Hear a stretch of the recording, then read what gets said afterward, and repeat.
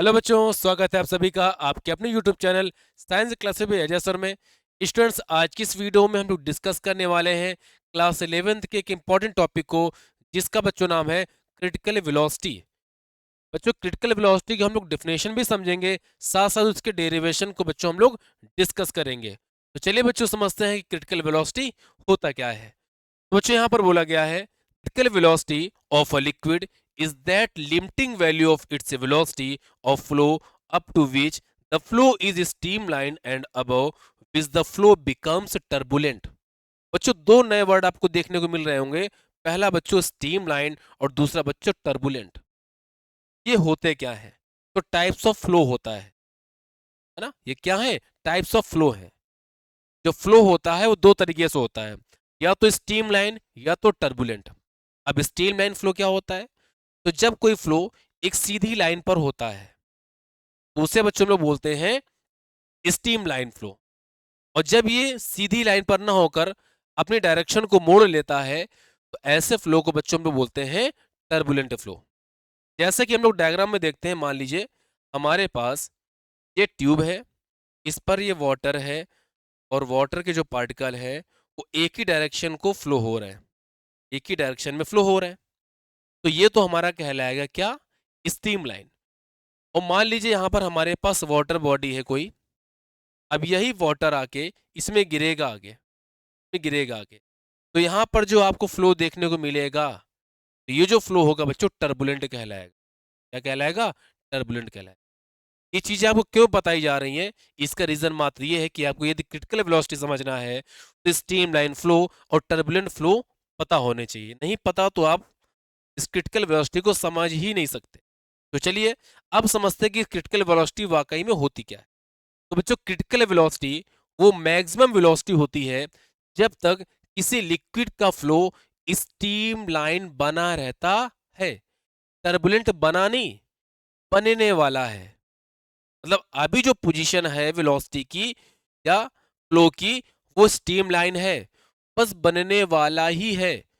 तो उस पॉइंट पे जो वेलोसिटी होगी, या टर्बुलेंट फ्लो होने वाला होगा, ये स्ट्रीम लाइन चेंज होने वाला होगा टर्बुलेंट फ्लो में। तो उस पीक पॉइंट को, उस लिमिटिंग वैल्यू को हम लोग क्या बोलते हैं?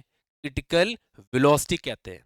इसी बात को बच्चों यहां पर बताया गया है कि the critical velocity of liquid is that limiting value of its velocity, जब तक लिक्विड स्ट्रीम लाइन फ्लो में बना रहता है। और कह रहा है above which the flow becomes turbulent. और टर्बुलेंट बनने वाला ही होता है, बना नहीं है। बनने के थोड़ी देर पहले जो फ्लो की वेलोसिटी होगी, वही बच्चों क्या कहलाएगा? वही कहलाएगा क्रिटिकल वेलोसिटी। आई होप आपको समझ में आया होगा कि क्रिटिकल वेलोसिटी वाकई में होती क्या है। चलिए ठीक है, आगे बच्चों बताया गया है the critical velocity VC of a liquid flowing through a tube depends on. और जो बच्चों क्रिटिकल वेलोसिटी होती है वीसी, तो हम लोग वीसी से रिप्रेजेंट करते हैं वीसी। ये बच्चों डिपेंड करता है किस पर? विस्कोसिटी ऑफ लिक्विड, और बच्चों डेंसिटी ऑफ द लिक्विड, और बच्चों डायमीटर ऑफ द ट्यूब।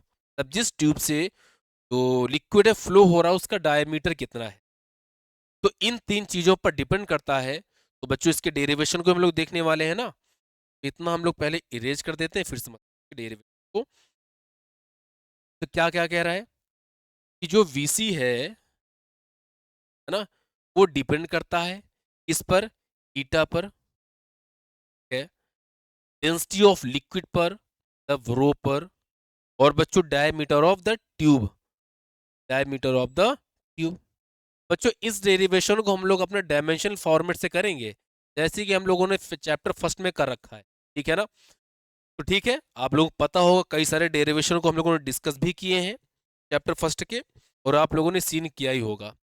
तो क्या करते हैं उस तरीके से, हम लोग यहाँ पर पावर लगा देते हैं। ए हो गया, बी हो गया, सी हो गया।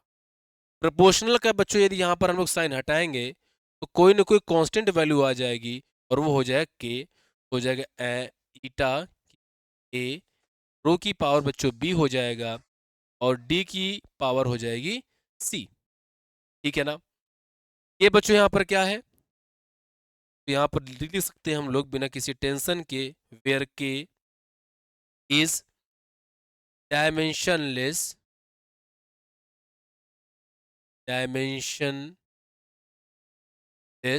कांस्टेंट। ठीक है, ये होता है dimensional constant.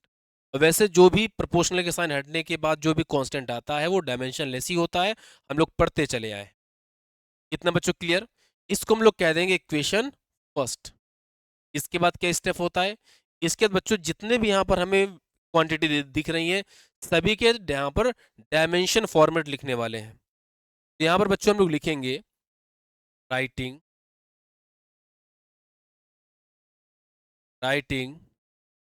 The above equation in dimension format या डायमेंशन फॉर्म। ठीक है ना, ये डायमेंशनल कर दीजिए बच्चों, डायमेंशनल फॉर्म। इनको हम लोग डायमेंशनल फॉर्म में राइट करेंगे। तो एक साइड हमारे पास क्रिटिकल वेलोसिटी है, क्रिटिकल वेलोसिटी के लिए क्या यूज में आएगा? m की पावर 0 l t की पावर बच्चों -1। अब l की पावर यहाँ पर कुछ नहीं तो 1 तो हम लोग ले सकते हैं बिना किसी टेंशन के, इज इक्वल। फिर हमारे पास था विस्कोसिटी, अब ईटा, ईटा के लिए होता है बच्चों ml inverse t inverse, power यहाँ पर a चल रही थी। तो बच्चों हमारे पास था डेंसिटी, और डेंसिटी इक्वल होता है मास अपॉन वॉल्यूम, तब m l की पावर -3 और यहाँ हो जाएगा पावर b। फिर डायमीटर, डायमीटर मतलब लेंथ, तो l से, और यहाँ हो जाएगा बच्चों c। इसको थोड़ा बच्चों हम लोग सिंप्लीफाई करने वाले हैं, तो l की पावर 1 -1 हो जाएगा और इज इक्वल, इधर हो जाएगा m, m की पावर यहाँ बनेगा a, यहाँ बन जाएगा बच्चों b, और बाकी हमारे पास कोई सी उदाहरण। l की यहाँ पर पावर हो जाएगा माइनस का a, और यहाँ पर बच्चों हो जाएगा -3, और फिर हो जाएगा बच्चों c, है ना। ऐड करना तो आता ही होगा कि मल्टीप्लाई में पावर्स ऐड की जाती है।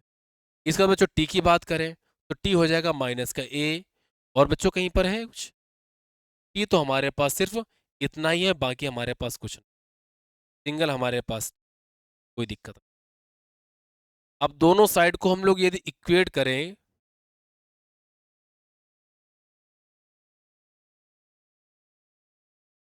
पावर्स ऑफ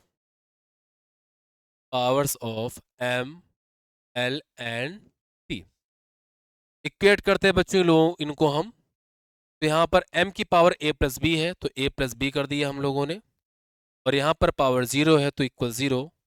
इसके बाद यहाँ पर l की पावर -a -3b और प्लस का c, और यहाँ पर बच्चों इक्वल में है 1, है ना। l की पावर यहाँ पर जितनी है, l की पावर वहाँ यहाँ पर जितनी है उनको इक्वल कर देंगे। t की यहाँ पर पावर -1 है और यहाँ पर है -1, है ना, यहाँ पर माइनस है और यहाँ पर -1। इसको यदि हम लोग कट करें तो यहाँ पर हो जाएगा, थोड़ा सा कलर चेंज कर देते हैं, राइट से काम चल। यदि इसको कट करें बच्चों, a की वैल्यू निकल के आ जाएगी 1, ठीक है ना। ये वैल्यू यदि यहाँ पर बच्चों रखा जाए तो 1 + b = 0, तो b इक्वल हो जाएगा माइनस, तो b की वैल्यू निकल आई, a की वैल्यू निकल आई। ये वैल्यू रख देते हैं यहाँ पर तो हो सकता है हाँ निकल आएगा। तो -1 -3 इंटू -1 + इक्वल 1, तो -1 + 3 + c इक्वल 1। ये बच्चों यहाँ पर हो जाएगा 2 + c इक्वल 1, तो c इक्वल हो जाएगा 1 - 2, तब -1। तो c की वैल्यू बच्चों निकल आई -1। अब जो भी वैल्यू आपको a और b, a b और c की मिली है, ये सारी वैल्यू आप पुट कर दो इक्वेशन फर्स्ट में। तो यहाँ पर बच्चों लिखेंगे putting the value of, putting the value of a b and c in equation first. Equation first में वैल्यू को हम पुट करेंगे बच्चों। तो फर्स्ट हमारे पास क्या बना था, तो बना था vc इक्वल k ईटा रो और बच्चों d। बच्चों ये रो है, कुछ ई जैसा लग सकता है, तो इतना ही अच्छा रो बनता है तो हमने बना दिया। तो ईटा की वैल्यू थी या पावर थी 1, तो 1 ने 1 कर दिया। रो के लिए थी पावर बी मतलब -1 और डी के लिए पावर डी, तो यहाँ पर -1। यदि इसको हम पावर को प्लस में करना चाहें तो के ईटा हो जाएगा, और नीचे बच्चों रो, और बच्चों तो बच्चों ये होता है क्रिटिकल वेलोसिटी का फॉर्मूला, है ना। ये क्या होता है, क्रिटिकल वेलोसिटी का फॉर्मूला। तो क्या समझ में आया, हमें यहाँ से कुछ चीजें समझ में भी आ रही है क्या, कि यदि हम लोग ईटा को बढ़ाएंगे तो क्रिटिकल वेलोसिटी भी बढ़ेगी, और यदि डायामीटर को बढ़ाएंगे, सॉरी घटाएंगे पहले, है ना, तो क्रिटिकल वेलोसिटी बढ़ेगी, और डेंसिटी हम लोग घटाएंगे तब भी वेलोसिटी बढ़ेगी। मतलब ये जो प्रोपोर्शनल में है या डायरेक्ट प्रोपोर्शनल में है तो 7 बढ़ाने पर बढ़ेगा, यदि इन्वर्सली प्रोपोर्शनल है तो एक घटाने पर दूसरा बढ़ेगा। ये होता है बच्चों। हम लोगों ने इस वीडियो पे क्रिटिकल वेलोसिटी की डेफिनेशन, साथ में उसके डेरिवेशन को बहुत ही अच्छे तरीके से और बहुत ही बेसिक लेवल से समझ रखा है। तो बच्चों आज की वीडियो में हम लोग इतना रखेंगे, और बाकी बच्चों ऐसे ढेर सारे टॉपिक्स को हम लोग ऑलरेडी डिस्कस कर रखे हैं। तो यदि आपने उन वीडियोस को नहीं देखा तो उनका जो लिंक है नीचे डिस्क्रिप्शन में दे दिया जाएगा, वहां क्लिक करके आप सारे वीडियोस को फ्री में देख सकते हैं। और बच्चों वीडियो आपको पसंद आए तो वीडियो को लाइक और शेयर करें, और बच्चों चैनल पर आप नए हो तो चैनल को सब्सक्राइब जरूर कर लें।